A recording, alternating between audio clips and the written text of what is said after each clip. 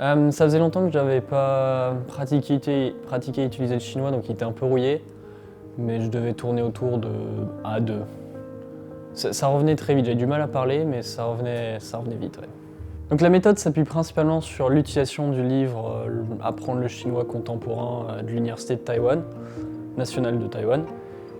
Et donc c'est relativement linéaire dans la courbe d'apprentissage, mais l'avantage d'être ici à LTL, c'est qu'on c'est très rapidement et très facilement personnalisable, même dans les cours de groupe que j'ai fait, enfin j'ai pas fait de cours solo.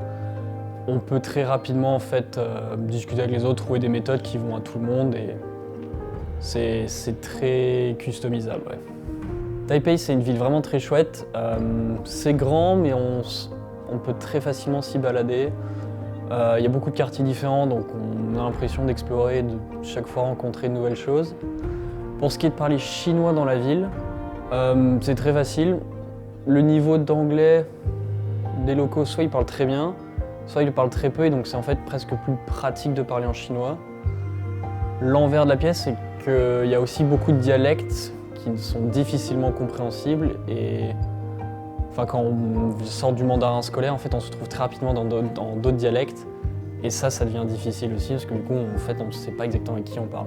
Ou exactement qu'est-ce qu'ils comprennent eux-mêmes du mandarin. Est-ce que eux, ils vont comprendre? Est-ce que nous, on va comprendre ce qu'ils vont nous répondre? Il y a beaucoup d'accents aussi. C'est difficile, mais on trouve beaucoup de chinois, ça c'est sûr.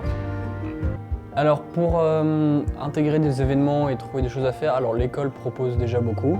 Donc ça, c'est le moyen le plus simple, le plus direct. Si vous voulez un peu sortir des sentiers battus, puisque l'école reste dans les trucs souvent génériques, même si assez pointus, c'est très facile, les transports sont simples, l'office de tourisme est compétent, il y a plein de choses à faire, et c'est très facile de trouver ça en anglais, ou en anglais surtout. Pour ce qui est de rencontrer des gens, c'est... Moi j'ai fait l'expérience, j'ai rencontré des gens dans un bar avec qui j'ai fait du foot derrière, donc ça m'a permis de sortir et de faire d'autres activités avec eux. Donc, sortez, enfin, c'est un peu comme partout dans le monde, il faut sortir, rencontrer des gens et en fonction de avec qui vous discutez, peut-être que vous allez trouver des affinités, des choses à faire, des gens qui vont dire « Ah, peut-être tu devrais faire ça », ce genre de choses. Donc sortir, discuter avec les gens. Les camarades de classe, c'est important. Enfin, si vous êtes juste les autres écoliers, c'est un très bon atout parce qu'on vient tous à Taïwan pour des raisons différentes.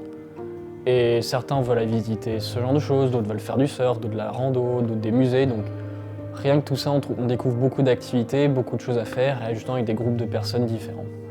Alors pourquoi choisir LTL Taipei pour apprendre le chinois? L'avantage, c'est très simple, c'est que à Taipei, tous les niveaux sont disponibles en fait. On est dans une ville qui fonctionne très bien, qui est très accessible aux étrangers.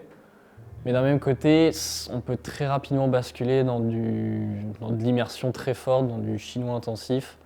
Donc il y a tous les niveaux disponibles et c'est une ville agréable, confortable et on y est bien.